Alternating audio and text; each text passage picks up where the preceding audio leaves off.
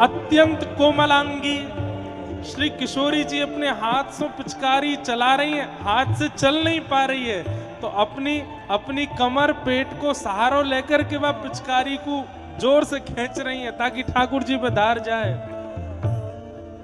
लेकिन ठाकुर जी तो पिचकारी की तरफ ध्यान ही नहीं दे पा रहे हैं। अत्यंत कोमलांगी श्री किशोरी जी कितना श्रम कर रही हैं, बचावे को समय नहीं मिलो, इतने में ही धार पड़ी ठाकुर जी के मुखमंडल के ऊपर। सो ठाकुर जी अपने हाथ की ओट लेकर के अपने अंग को बचा रहे हैं श्री प्रिया जी की पिचकारी की धार सो। मुट्ठी बचावत नवल छबीलो, मुट्ठी बचावत नवल छबीलो, श्री राधा रसिक बिहारी ओ राधा रसिक बिहारी। महल में खेलत है पिया प्यारी, महल में खेलत है पिया प्यारी, होरी रंग खेलत है पिया प्यारी, होरी रंग खेलत है पिया प्यारी। मुट्ठी बचावत नवल छबीलो, मुट्ठी बचावत नवल छबीलो, श्री राधा रसिक बिहारी, राधा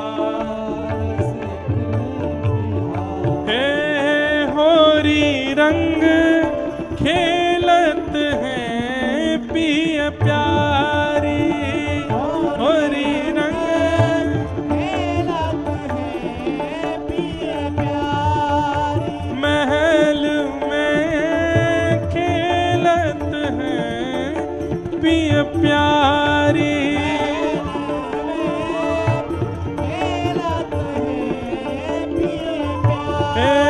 महल में खेलत है पिया प्यारी।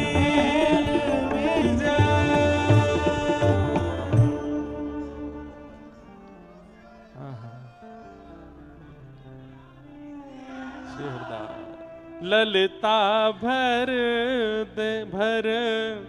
देत उमग सो, ललिता भर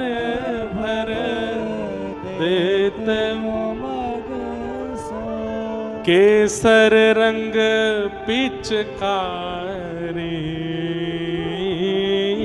केसर रंग पिचकारी,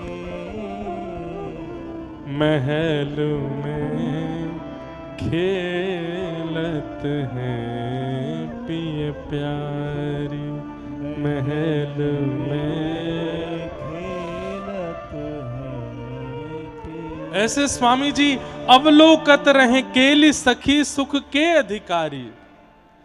वो सदा प्रिया प्रियतम की ऐसी लीलाओं में ही सदा उसी चिंतन में ही रहते हैं, उसी भाव में ही रहते हैं। उससे कभी भार उनका कोई और किसी से कोई प्रलोभन नहीं, किसी और से कोई भाव नहीं। इसलिए स्वामी जी की परंपरा में आना ही बहुत बड़ी बात है। आप श्री हरिदासी हो, ये आपके लिए बहुत बड़े सौभाग्य की बात है। क्यों? हरिदासी परंपरा में श्री प्रिया प्रियतम के नित्य केली कुंज के सिवा और कोई चिंतन नहीं है, सदा वे सुखी रहें बस। अब इतने भाव हैं, वो सब तो बताते रहेंगे यहाँ पे। गान कला गंधर्व श्याम श्यामा को तोषे। श्री स्वामी हरदास जी महाराज गंधर्व नहीं है, गायक नहीं है, बड़े बड़े गंधर्व और गायकों का निर्माण जिनसे होता है वो स्वामी श्री हरिदास जी हैं। उनके अच्छा, गायक कौन, गंधर्व कौन? जिसके गायन से, जिसकी कला से, जिसकी मधुर स्वर से व्यक्ति विशेष रीझता है, वो गायक है, वो गंधर्व है। पर जिनसे केवल प्रिया प्रियतम रीझते हैं वो स्वामी जी हैं, और वो उन्हीं के सुख के लिए गाते हैं। अन्य किसी को सुख देने का विचार स्वामी जी का नहीं है। तानसेन आपके शिष्य हैं, बैजू बाबरा आपके शिष्य हैं। अरे कहां तक कहें, सबको कथा पता ही है। रूप बदल करके आया था अकबर बादशाह ने, आकर के जब स्वर सुना, क्या कुछ प्रस्तुत करने को नहीं कह दिया स्वामी जी के चरणों में, लेकिन स्वामी जी ने एक स्वर नहीं गाया उसको प्रसन्न करने के लिए। कितना सुंदर भाव है। हमारा स्वर प्रिया प्रियतम के लिए है। ठीक ऐसी ही लीला श्री कुम्मन दास जी की आती है। अष्ट सखाओं, अष्ट छाप के कवि कुम्मन दास जी इतना सुंदर गाते थे कि एक नगर का राजा उनसे रीझ गया। उस नगर के राजा ने आधी संपत्ति तक चरणों में धरने का वचन दे दिया, लेकिन कुम्मन दास जी महाराज उससे एक ही बात बोल करके आए। बोले क्या? हम तेरे दरबार में आके गाय देंगे। इधर देखो, यहां देखो, 5 बज गए होंगे, बजे हुए बारे हैं। गैया भैंस चर के आई गई होंगी लौट के, हैं? क्या कह रहे हैं? हाँ, हमें तो आ ही रहे हो, लेकिन मैया जन उठन लगे हैं तो फिर यूं लगे अब कहा करूं। अब बात तो यही कह रहे हैं यहाँ पे स्वामी जी। बोले तुम्हें उनकी काई को चिंता है, तुम अपने चित्त को सुनाओ ना कथा। श्री राधा हसन बिहारी लाल तो कहीं ना जामेंगे, वो तो यहीं बैठे हैं सामने। तो कुम्मन दास जी का एक चरित्र आता है कि कुम्मन दास जी भैरव राग बहुत अच्छा गाते थे। सुबह सुबह उठ कर के, और गोविंद कुंड है गोवर्धन में, वहां जाकर के श्री कुम्मन दास जी बैठ करके प्रेम से गाते थे। फतेहपुर सीकरी को राजा आ गए हो, और वाने जैसे ही कुम्मन दास जी को स्वर सुनो, स्वर सुन करके बोलो वाह वाह वाह, 3 बार वाह वाही करी। कुम्मन दास जी ने वही समय प्रण ले लियो, जल हाथ में लेकर के गोविंद कुंड को बोले, कहा आज के बाद ये राग श्रीनाथ जी को कभी नहीं सुनाऊंगा। क्यों? जिनकी वाहवाही सुनवे के काजे गायो, उनने तो कभी करी नहीं। और ये एक नगर को राजा अपनी इंद्रिय सुख के काजे बड़े बड़े गंधर्वन को बुलाए करके गानों गवावे, यानी वाहवाही कर दई। अरे राग पूरा अपवित्र रह गयो, अब ठाकुर जी की सेवा के काजे ना बचो। आज भी बंधुओं, अब मैं पता ना क्यों राग रागिनी की महाराज जी वीणा लिया है, तब से राग रागिनी आ रही हैं बार बार। महाराज जी पुष्टि मार्गिन में आज भी दरबारी राग नहीं गाते, और आज भी हमारे कई वृंदावन के प्राचीन परंपराओं में दरबारी राग का गायन, जबकि इतना बढ़िया राग है दरबारी, बहुत अच्छा राग है, गाने में बहुत अच्छा लगता है, पर ठाकुर जी की सेवा में नहीं प्रयोग करते। क्यों? उसका नाम ही है दरबारी। वो राजाओं के दरबार में गाया जाने वाला प्रसिद्ध राग था, तो राजाओं के यहां उच्छिष्ट हो गया, इसलिए ठाकुर जी की सेवा में नहीं गाते, ठाकुर जी की सेवा में नहीं जाएगा। ठीक वैसे ही कुम्मन दास जी ने कही कि अब तो राग उच्छिष्ट है गयो, अब ठाकुर जी की सेवा में नहीं गाऊंगा याकू में। और वादना के बाद भैरव राग सब गाते थे, कुम्मन दास जी ने नहीं गाया। राजा तो पीछे ही पड़ गए। अब तो कभी पत्र भेजे, कभी सैनिक भेजे, कभी लोग बागन ने भेजे, पालकी भेज दे, रथ भेज दे कुम्मन दास जी के काजे कि आप आओ मेरे दरबार में आए के गाओ।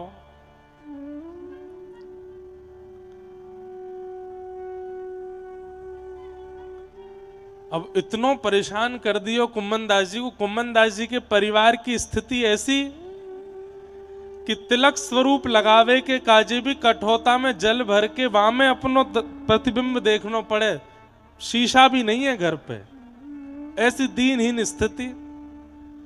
घर के सदस्य बोलने लगे, अरे कुम्मन दास जी तुम्हें अपनी चिंता नहीं है तो हमारी तो करो। एक राजा तुम्हारे सामने हाथ पसार के बैठो है, चले जाओ।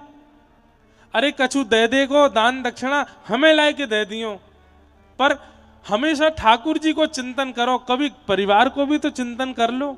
यहाँ एक समय रोटी बन जाए तो दूसरे समय पावे के काजे कछु ना रे, चले जाओ गाया और राजा के यहाँ। अब राजा पीछे पड़ गए और परिवार के लोग भी पीछे पड़ गए। तो कुम्मन दास जी बोले, मेरो भजन बन नहीं पाए रहे हो है, या राजा ते कंटक छुड़ावे के काजे मुझको जानू ही पड़ेगा। तो कुम्मन दास जी गए। जैसे ही राजा के सन्मुख पहुंचे, राजा ने अपने कुछ मित्र राजा और बुला रखे थे। बोले सुनो सुनो, तुमने बड़े बड़े गंधर्व सुने होंगे, इनका स्वर सुनना, कितना अच्छा गाते हैं। नीचे एक आसन बिछा दिया और आसन पे चारों तरफ राजा की सभा बैठी है। कुम्मन दास जी बोले बैठ जाओ, यहीं बैठ के गाओ। कुम्मन दास जी बोले मैं खड़े खड़े सुनाए दूंगा, कोई के आगे झुकूंगा नहीं। श्रीनाथ जी को दास हूं, गिरिराज धरण को दास हूं, आज तक उनके काजे गायो है, ये तो अपनों पीछो छुड़ावे के काजे में आज आया हूं तेरे सामने। बता राजा कौन सा राग सुनेगो? बोले वही वाला सुनाओ जो उस दिन सुबह सुबह गा रहे थे। हाँ वैसे बढ़िया है, वो ठाकुर जी के लिए तो त्याग ही चुका हूं, तो सुनाई दूंगा। वही राग गानो है ना? बोले हाँ। और कछु विशेष शब्दावली अपने मन से गा सकूं? बोले हाँ। वो आपको जो मन करे गाओ, हमको तो स्वर सुनना है बस। कुम्मन दास जी बोले अब बढ़िया है, यादारी के केवल स्वर सुनना है, शब्द तो मेरे होंगे। और कुम्मन दास जी गाए, जाको मुख देखत दुख लागत, जाको मुख देखत दुख लागत, ताको करण पड़ी प्रणाम, ताको करण पड़ी प्रणाम। भगत को कहा सीख रिसो काम, भगत को कहा सीख रिसो। जाको मुख देखत दुख लागत, ताको आज मेरे जीवन को सबसे कालो देने राजा। बोले क्यों? बोले जाको मोह देखो मुंह को बिल्कुल बढ़िया ना लगे, आज वाक के सामने हजूरी करनी पड़ रही है। और आवत जात पन्हैया टूटी, आवत जात पन्हैया टूटी। ब्रजवासी तो जाने पन्हैया कायते के, और जो ब्रज के ना है उनसे पूछो पन्हैया कायते के। महाराज जी एक बार पिताजी की विदेश में कहीं कथा भई, तो जाने कथा कराई, वाने हम इतने परेशान कर दिए 7 दिना में। अब विदेश है वहां तो कोई तो कुछ कह ना सके। तो 7 वो दिना हमारे साथ एक तबला वाले भैया गए। तो 7वें दिना वो बोलो महाराज जी के सुपुत्र और ये तबला वाले भैया, इनका आज विशेष सम्मान हम करेंगे। कथा के विश्राम में सम्मान कर रो, पहले व्यास जी को कियो फिर हमारो कियो। अच्छा बोले सम्मान के बाद आप 2 शब्द मेरे लिए अच्छे कह देना सबके सामने में। ठीक है, पिताजी ने कह दी, मैंने कह दिया। और वह तबला वाले भैया की बारी आई, बोले आप भी कहो। बोले मैं तो कहा कहूं 7 दिना में आपने इतना सुख दियो, आप ब्रजमंडल आइएगा और ब्रजमंडल के सारे संतों की पनैया दिलवा के लाऊंगा आपको। तो अब वो व्यक्ति क्या कहे, अरे आपकी बड़ी कृपा, आपका बड़ा अनुग्रह। अब मैं और पिताजी तो हंसे, हम तो जाने ही कहकारो है। अब वो बाद में कहा, बोलो एक नहीं दो दो दिलवाइएगा। बोले दो दो ना तो मैं चार चार दिलवाऊंगा। जाते जाते जब एयरपोर्ट से वापस भारत आ रहे थे तो मैंने उससे पूछी, मैंने कि आप पनैया खाने कब आओगे? बोले मैं आऊंगा जल्दी। मैंने कहा जानते हो पनैया किसे कहते हैं? बोले हाँ, कोई पूड़ी जैसी होती होगी आपके यहाँ। मैंने कि भैया बस कोई ब्रजवासी तो बोल मत दियो पनैया के बारे में। आवत जात पनैया टूटी, आवत जात पनैया टूटी। अरे राजा, तेने आज कितनों बुरो कियो मेरे संग। बोले क्यों? बोले मैंने जीवन में कभी हरि नाम को विस्मरण नहीं कियो, लेकिन आज गोवर्धन ते यहाँ चल के आवे में मेरी पनैया टूट गई, पामन में छाले पड़ गए, और छाले पड़वे के काजे कारण बिसर गयो हरि नाम, बिसर गयो हरि नाम। भगत को कहा सिकरी सो काम, भगत को कहा सिकरी सो काम। कुंभन दास लाल गिरिधर के, कुंभन दास लाल गिरिधर के, कुंभन दास लाल गिरिधर के, कुंभन दास लाल गिरिधर के, और न दूजो काम, और न दूजो काम। हम पे और कछु आवे ना है भैया। कुंभन दास जी कह रहे हैं संसार के काज हम नालायक हैं, केवल श्री जी की सेवा के लायक हैं। श्री जी के अलावा कोई और सेवा हमते करवाओगे तो हमते बनेगी ना भैया, तो काई को बुला लाए हमें यहाँ पे। और राजा बोलो याने तो मेरी पूरी जो है का हिंदी कर दे सबन के सामने। राजा ने तुरंत प्रस्ताव किया, बस बस बस, बहुत अच्छा गाया आपने, बहुत अच्छा गाया, बहुत बढ़िया। सुनो क्या दें आपको, बताओ। अरे 10, 5, 20 सोने की मोहर से काम नहीं चलेगा। अपने जैसा एक महल बनवा करके गोवर्धन में आपको दे देता हूं। आप कहो तो सोने का रथ बनवा करके आपको दे देता हूं। आप कहो तो इतने घोड़े, इतने हाथी आपकी सेवा में धर देता हूं। अब राजा को लगी सभा में मेरी बेइज्जती तो हो ही गई, तो कैसे दे दा करके सबके सामने इतना दूं कि बात थोड़ी ढक जाए। कुंभन दास जी बोले हाथ जोड़ूं तेरे आगे, एक चीज मांगूंगो, अगर दे सके तो दियो। राजा बोला आप मांगने में देरी करोगे, मैं देने में देरी नहीं करूंगा। बोले बिल्कुल देरी मत करियो, मैं मांग लूं बस। बोले मांगो। बोले आज के बाद अपनो थोथड़ो मुंह मत दिखाइयो। ये आज के बाद तेरो मोहन आए देखनो मोकू। मैं अगर तेरे राह में आ भी जाऊं तो तू अपनो रथ लौटाए के चलो जाइयो, मेरे सामने मत आइयो, बस यही दे दे मोकू। राजा बोला किसके अभिमान में बोल रहे हो इतना? कुंभन दास लाल गिरिधर के, कुंभन दास लाल गिरिधर के, और न दूजो काम, और न दूजो काम। भगत को कहा सिकरी सो काम, भगत को कहा।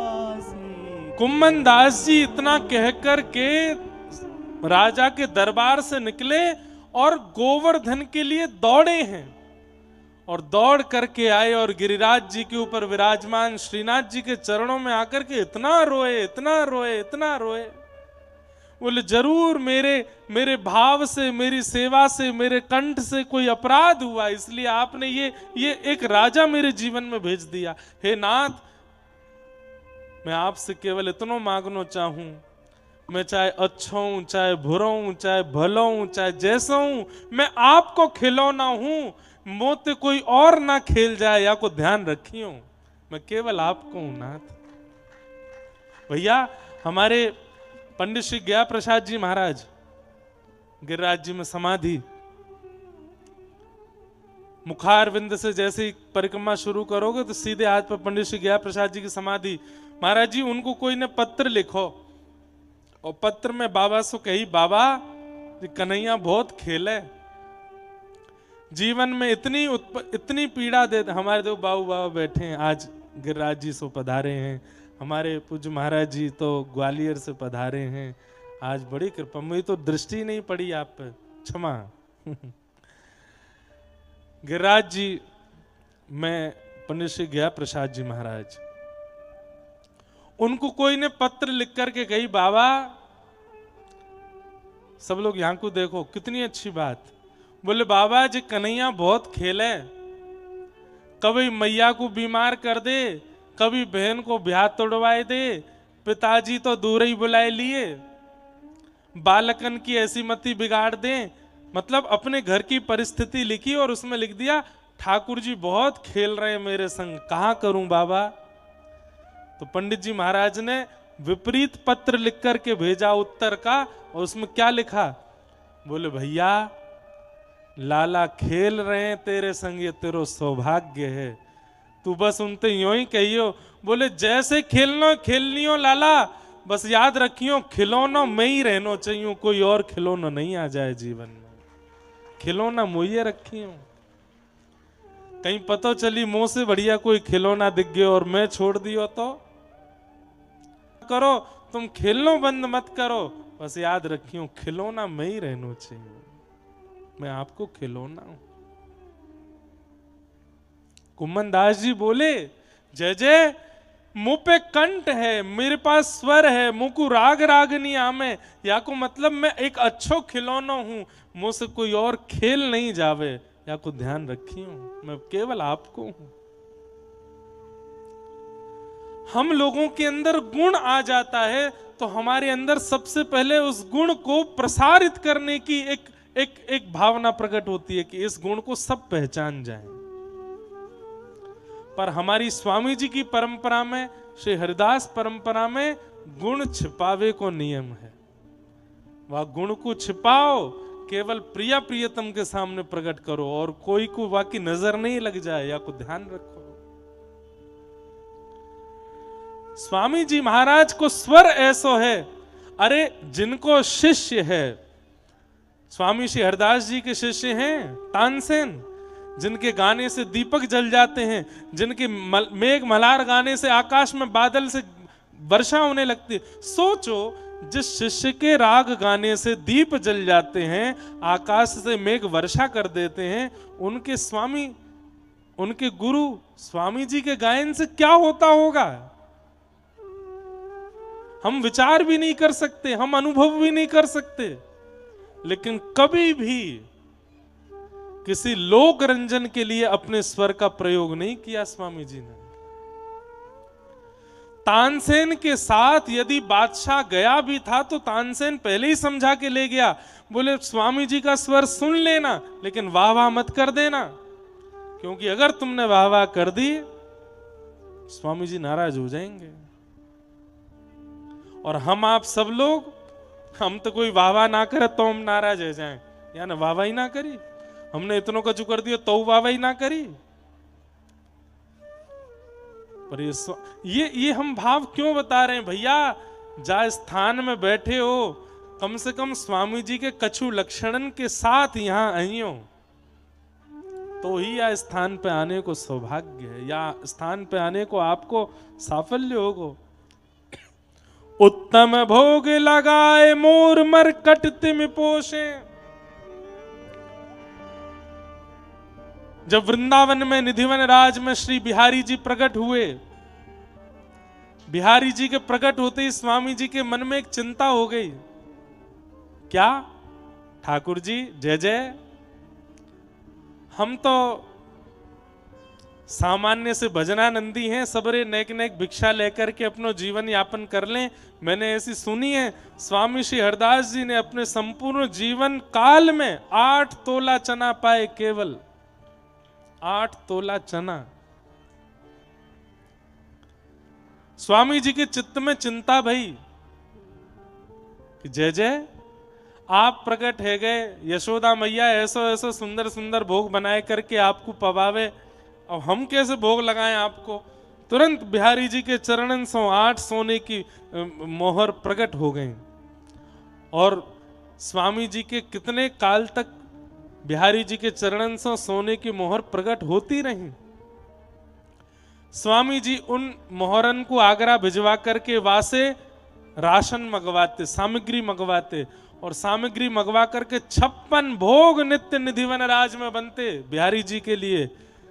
लेकिन स्वयं क्या पाते? चना, रूखे चना।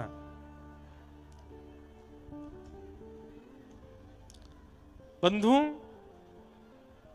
हमारे पूज्य पिताजी महाराज के सदगुरुदेव अनंत श्री विभूषित श्री रामानुज प्रपन्नाचार्य गुरु जी महाराज, हमारी माताजी प्रसादी बना, वैसे तो वो ब्रह्मचारियों के हाथ से बना हुआ ही पाते थे,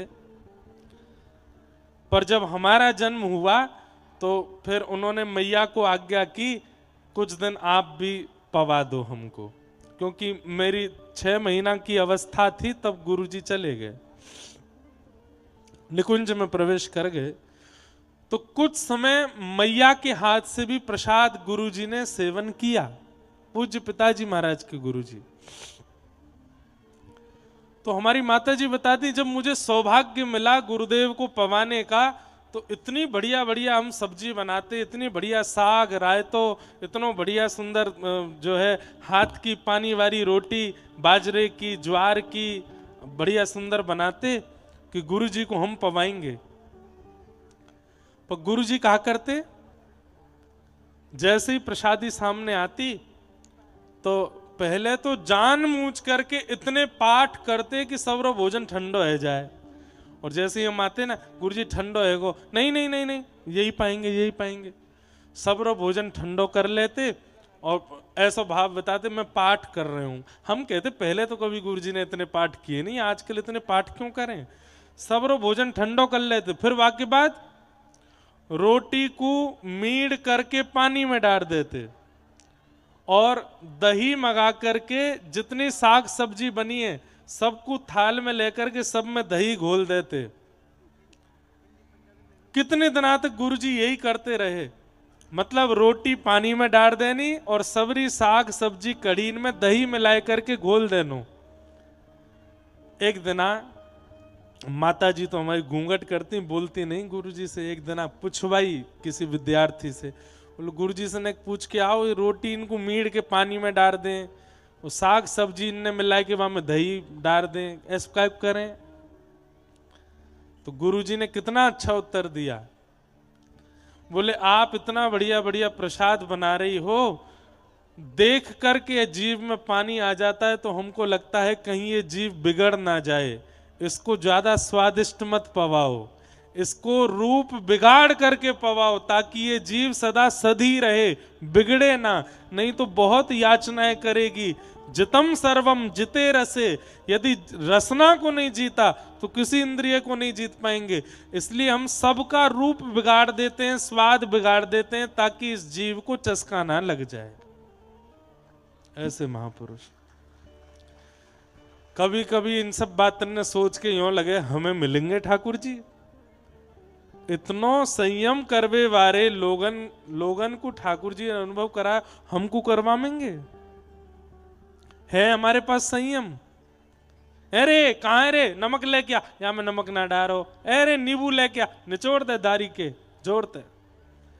ए घी को छौंक लेके आ, ऊपर ते दाल में और डार छौंक, तब तो जाए कि भोजन है रो हमारो। हमें चाहिए ठाकुर जी, कैसे मिलेंगे। उत्तम भोग लगाए मोर मरकट तिम पोषे। स्वामी जी 56 भोग लगाते बिहारी जी को, और बिहारी जी को भोग लगाने के बाद जलचर, थलचर, नवचर तीनों में बंटवा देते।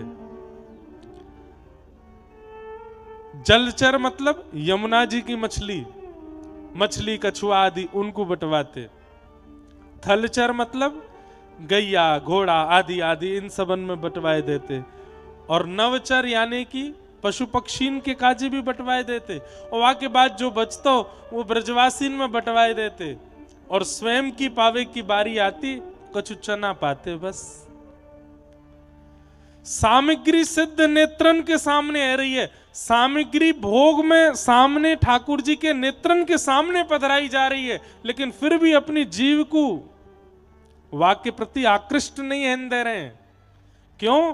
क्योंकि उद्देश्य पेट भरनो नहीं है, उद्देश्य जीव को रस देनो नहीं है, उद्देश्य प्रिया प्रियतम को सुख देनो है।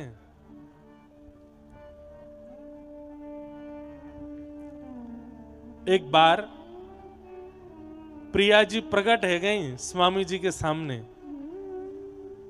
और रूठ के बैठ गई। स्वामी जी बोले, हे स्वामिनी जी, का भयो? आप इतनी मुरझाई सी काय को बैठी हो? श्याम सुंदर ने मान कियो ना? मान नहीं कियो। अच्छा, विशाखा ने कछु अपराध कियो ना? सखीन ने कोई अपराध कियो ना? फिर आप इतनी मुरझाई सी क्यों बैठी हो? स्वामिनी जी बोली, स्वामी जी, आपके भोजन को देख करके, ये रूखे चनान ने खातो हुए देख करके मेरो मन बहुत उदास है जाए। आप हमको तो 56 भोग पवा में और स्वयं केवल ये 2-4 चना पाए करके रह में, मुझको ये देख करके मन में बड़ी पीड़ा होवे।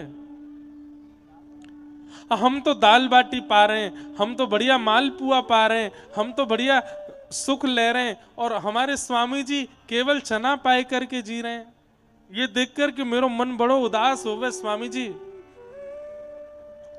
मेरी प्रार्थना है, ज्यादा मत पाओ पर नेक तो कछु अन्न पाए करो, हमारे मन के संतोष के लिए पाए करो, पर नेक पाए करो। और स्वामी जी तो प्रिया जी को कष्ट तो दुख तो देख ही ना सके। वही समय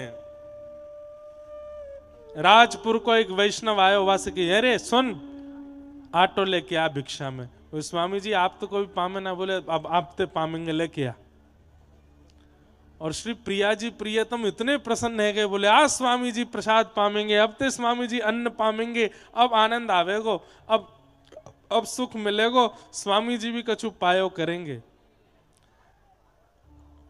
आटो मंगायो, भिक्षा में आटो आयो, आटे में यमुना जल डाल करके मीड़ दियो, मीड़ करके छोटी सी बाटी बनाई और बाटी कंडान में सेक करके बढ़िया बाटी सिक गई। स्वामी जी बोले, जे क्या कर रहे हो? बोले बाटी बनाई है, पाऊंगा या को? या तो बढ़िया तो चना नहीं पाए लो, ये रूखी रूखी बाटी पाओगे? ऐसी मोटी सी बनाए दी है, नेक सी या पाओगे? और या तो चना ही पा। इतने में ठाकुर जी आए, ठाकुर जी मुस्कुराए के बोले, अरे श्यामाजू ये पाई ना सके। बोले क्यों? अरे हमें निवेदित किए बगैर कैसे पालेंगे, और हमें ऐसी बाटी तो निवेदित करेंगे नहीं है। इतनी कठोर जो दांतन तो नहीं कटे, ऐसी बाटी हमको तो देंगे नहीं, और हमें दिए बिना ये पाएंगे नहीं। आज तो इनको मालपुआ पानो ही पड़ेगा। ठाकुर स्वामी जी बोले, जय जय, ये बात आपकी सत्य है कि मैं आपको निवेदित नहीं करूंगा, पर निवेदन करवे को मतलब यही थोड़ी है कि भोग ही लगाया जाए, और भी तरीका है निवेदित करवे के। कैसे निवेदित करोगे, कैसे भोग बनाओगे, या को कैसे पाओगे? स्वामी जी ने अपने हाथ में बाटी ली और 8 बार उसार दी ठाकुर जी पे। जितनी अलाए बलाए नजर मेरे प्रिया प्रियतम को लगी हो, सब या बाटी में आ जाए, मैं या बाटी को पालूंगा।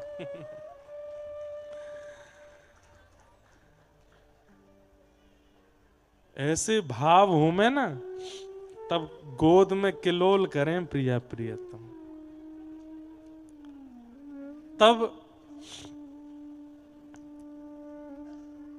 स्वामी जी के सुख को अनुभव होवे।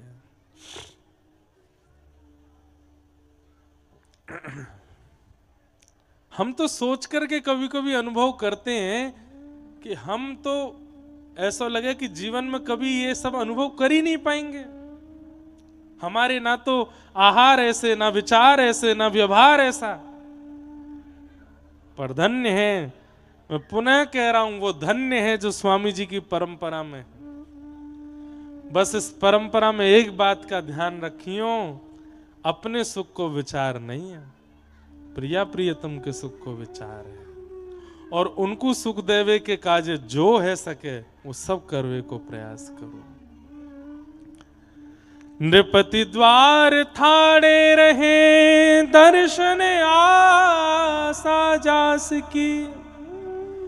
अच्छा, इस छप्पे के अंत में ही ये बात क्यों लिखी है नाभाजी ने कि भैया जब स्वामी जी की तरह रहने लगोगे तो क्या होगा?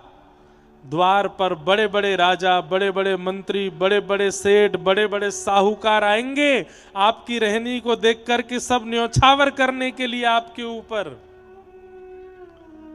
आपके इस त्याग में जीवन को देख करके, आपके इस व्यवहार को देख करके, आपकी रहनी को देख करके बड़े बड़े लोग आपके द्वार पर आएंगे। पर आपके उद्देश्य वो नहीं होने चाहिए। आपके उद्देश्य प्रिया प्रियतम ही हो। आए हैं तो बैठ जाएं, हमने तो बुलाए नहीं। स्वामी जी की शरण में अकबर आया और स्वामी श्री हरदास जी से आकर के बोलो, मैं सब कुछ छोड़ करके वृंदावन वास करूंगा, नित्य आपको दर्शन करना चाहूं। स्वामी जी बोले, भैया तो ते हाथ जोड़ के एक प्रार्थना, एक काम कर दे। बोले, कहा? वो तू दिल्ली में ही रहे, तो वहीं रहे, यहाँ रहने की आवश्यकता ना है। बोले, क्यों? तू यहाँ रहेगो, तेरे कारण कितनी भीड़ यहाँ आ जाएगी वृंदावन में, सब हमारो भजन छूट जाएगा। हम आप होते और हमको बादशाह हिंदुस्तान आकर के अगर कह देता मैं आपके पास रहना चाहता हूँ, सब छोड़, हम तो आगे का घर बनवा देते, ले ले यहीं पर है भैया, हमारी कामना पूरी करते रहे। तो स्वामी जी ने हाथ जोड़ गए, वो तुरंत चलो जा, एक क्षण मत रुकियो। बोले, मैं आपका दर्शन करना चाहता हूं नित्य। तो स्वामी जी ने अकबर के प्रसन्नता के लिए अपना प्रथम चित्र बनवाया, जो चित्र आज तक हम सबको दर्शन में आता है स्वामी जी का, ये अकबर ने ही बनवायो ताकि वो दर्शन कर सके। प्रथम चित्र बनवाया, और आज भी जहां अकबर बैठ के अपना सब क्रम करता था अपनी परंपरा के अनुसार, वो स्वामी जी का चित्र लगवा करके नित्य दर्शन करता था स्वामी जी के। फिर करता था अपना आगे का जो भी नमाज आदि उसकी होती थी, पहले स्वामी जी को देखता था, उनको वंदन करता था। लेकिन इन सब के पीछे कभी स्वामी जी का भाव नहीं। स्वयं ललिता जी तो हैं, स्वयं ललिता जी ही तो पधारी हैं स्वामी श्री हरदास जी के रूप में। बंधुओं, स्वयं ललिता जी स्वामी श्री हरदास जी के रूप में प्रकट हुई। स्वयं विशाखा जी श्री हितरिवंश श्री हरिराम व्यास जी के रूप में प्रकट हुई। स्वयं ठाकुर जी की वंशी हितरिवंश महाप्रभु के रूप में प्रकट हुई। और ठाकुर जी की वंशी हितरिवंश महाप्रभु और श्री प्रिया जी के अधर की वंशी अली जी के रूप में प्रकट हुई। बरसाना में जिन्होंने भजन किया, वंशी अली जी। ये सब आचार्य रूप धारण करके क्यों आए? ताकि हमें सद्मार्ग दिखा सकें। हमें, क्योंकि इनके मन में भाव था, भाई हम सहचरी रूप में तो हैं, पर हमारे सहचरी रूप तक रहने से इन लोगों का कल्याण नहीं हो पाएगा, केवल रसिकों का कल्याण हो पाएगा। इनका कल्याण करने के लिए, सब जनमानसों को व्रज रस से जोड़ने के लिए आचार्य रूप धारण करना पड़ेगा। इसलिए सब आचार्य बन के आए।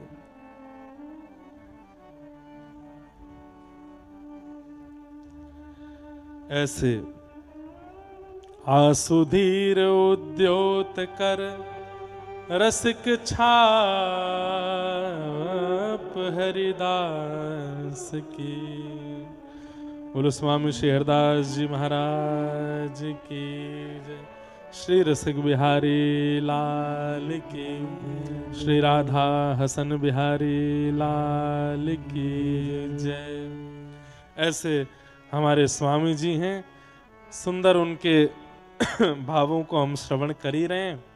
कल बंधुओं श्रीमद् भागवत में विद्यमान वेणु गीत, श्री विहारिन देव जी का चरित्र और दोनों को पूर्ण करते हुए फिर ठाकुर जी का नंद महोत्सव कल यहाँ पर मनाया जाएगा। नंद घर आनंद भयो जय कन्हैया, जटेरी में आनंद भयो जय कन्हैया। हमारे नित्य किशोर अजन्मा, बेहरत एक प्राण दो तन्मा, इनके भय मैथुन कछु नाही। हमारी स्वामी जी की परंपरा में जन्माष्टमी राधाष्टमी नहीं होती। जन्माष्टमी श्री पीताम्बर देव जी को उत्सव है और श्री राधाष्टमी स्वामी श्री हरदास जी को उत्सव है। तो आपकी परंपरा के अनुसार तो कल श्री पीताम्बर देव जी को उत्सव होएगा, पर हम जनमानसन के लिए कल श्री ठाकुर जी को जन्मोत्सव यहाँ पर मनाया जाएगा। तो कल हम लोग पहले वेणु गीत श्रवण कर लेंगे। श्रीमद् भागवत जी में कोई ऐसा हम नियम से नहीं चलेंगे कि ये बस उत्सव नियम से मनाएंगे। बाकी गोपियों के द्वारा गाए गए प्रमुख 4 गीतों पर चर्चा करेंगे। कल वेणु गीत पर करेंगे, परसों युगल गीत या भ्रमर गीत पर कर लेंगे, जैसे ठाकुर जी योजना बनाएंगे। फिर एक दिन गोपी गीत पर कर लेंगे। तो कल की कथा में श्री विहारिन देव जी को चरित्र, वेणु गीत और अंत में खूब आनंद थे। कल भैया कल की गैया ने एक देर ते दोहे लियो कल ने एक आनंद सो देर तक उत्सव चलतो रहेगो। हम आप सब लोग ऐसो आनंद करेंगे। आइए आज के मधुर भाव को विश्राम की ओर ले चलें। उससे पूर्व 2 मिनट सब लोग बड़े प्रेम और भाव से हमारे साथ में गाओ।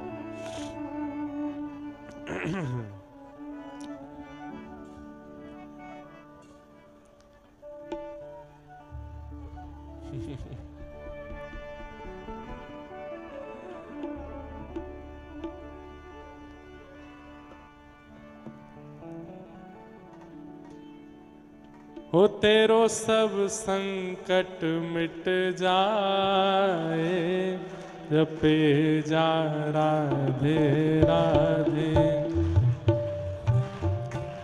एफ ले लो।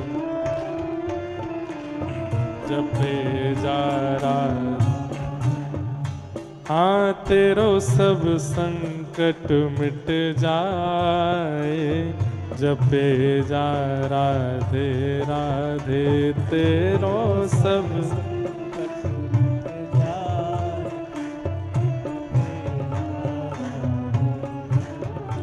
हाँ जपे जा राधे राधे, रटे जा राधे राधे। जपे जा राधे राधे,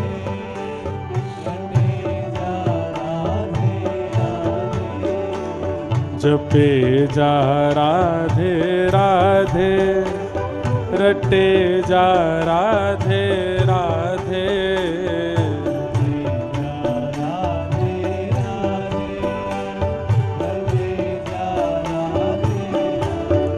हे वृंदावन वृंदावन वृंदावन धाम अपार, जपे जा राधे राधे।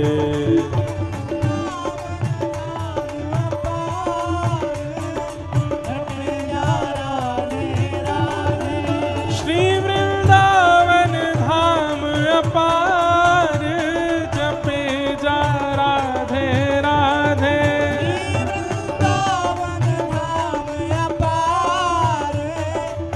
भुजा उठा के गाओ। श्री राधे अलबेली सरकार, जपे जा राधे राधे।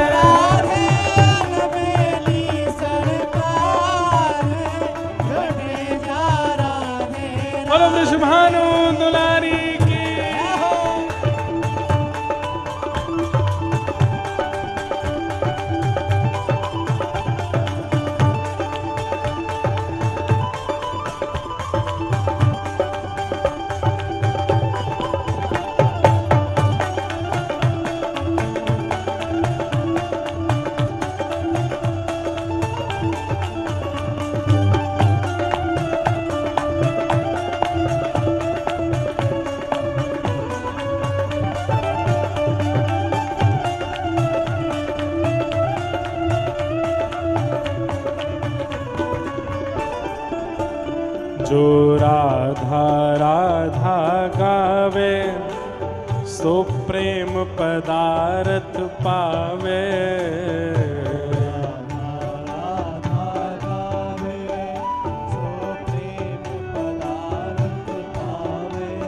ओ जो श्यामा प्यारी ध्यावे सोई प्रेम पदार्थ पावे।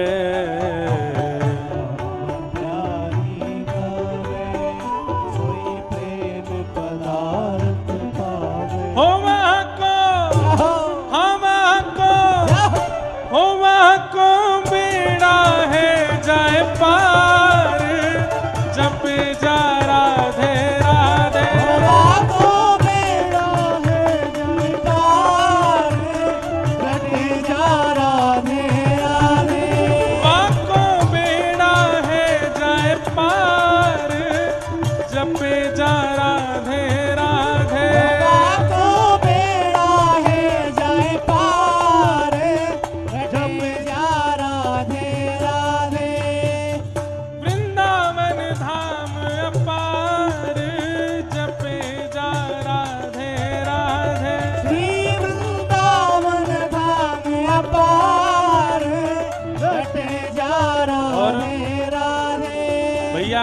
हमारे ब्रज के रसियान की बराबरी कोई नहीं कर सके। कैसे कैसे शब्द हैं। अब कहा शब्द है, जो राधा नाम न हो तो रसराज बिचारो रो तो। जो राधा नाम न हो तो रसराज बिचारो रो तो। जो राधा नाम न हो तो रसराज बिचारो रो तो। राधा नाम न हो तो रसराज बिचारो रो। नाही हो नाही होत कृष्ण अवतार रटे जा राधे। हो तो कृष्ण अवतार रटे जा राधे।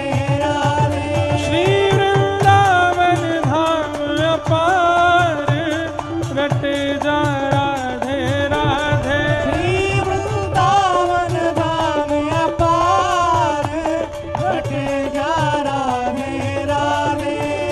गुरुराज धरण की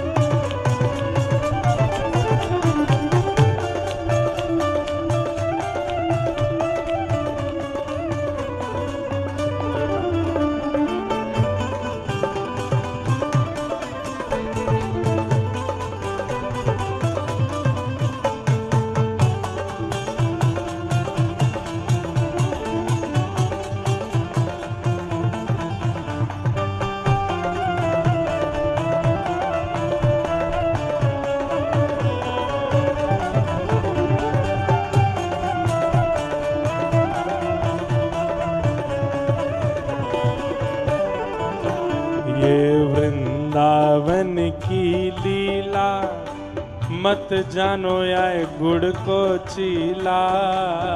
वृंदावन की लीला मत समझो गुड़ को चीला। ये वृंदावन की लीला मत समझो गुड़ को चीला।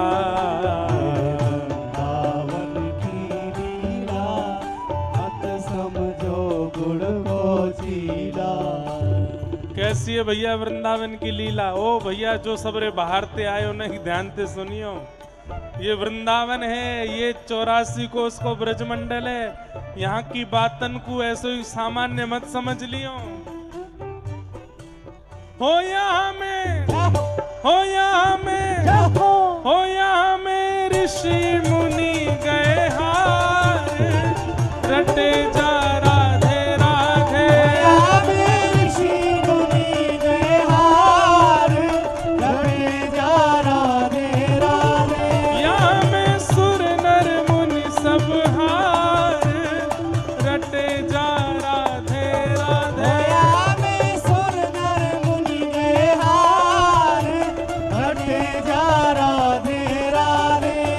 वृंदावन रास रचायो, वृंदावन रास रचायो, शिव गोपी भेष बनायो।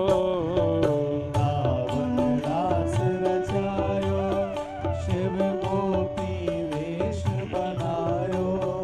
वृंदावन रास रचायो, शिव गोपी भेष बनायो।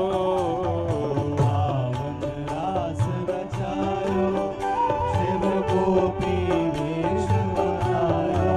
ओ शिव गोपी भेष बनायो, शिव गोपी भेष बनायो। हाँ शिव गोपी भेष बनायो, शिव गोपी भेष बनायो। कियो हाँ कियो ओ कियो बंशी वट पे बिहार, रटे जा राधे राधे। ओ कियो बंशी वट पे बिहार, रटे जा राधे राधे। ओ कियो बंशी वट पे बिहार, जपे जा राधे राधे। ओ कियो बंशी वट पे बिहार, रटे जा राधे राधे। श्री वृंदावन धाम अपार, रटे जा राधे राधे। श्री वृंदावन धाम अपार, रटे जा राधे राधे। श्री वृंदावन धाम अपार, जपे जा राधे राधे। श्री वृंदावन धाम अपार, जपे जा राधे राधे। भुवन चतुर्दश की सुंदरता, निधिवन करत बिहार। भुवन चतुर्दश की सुंदरता, विधिवन करत बिहार। हे भुवन चतुर्दश की सुंदरता, निधिवन बिहार। भुवन चतुर्दश की सुंदरता, विधिवन करत बिहार। हे श्याम प्यारी कुंज बिहारी, ओ श्याम प्यारी कुंज बिहारी। श्याम प्यारी बांके बिहारी। श्याम प्यारी बांके बिहारी। और जय जय श्री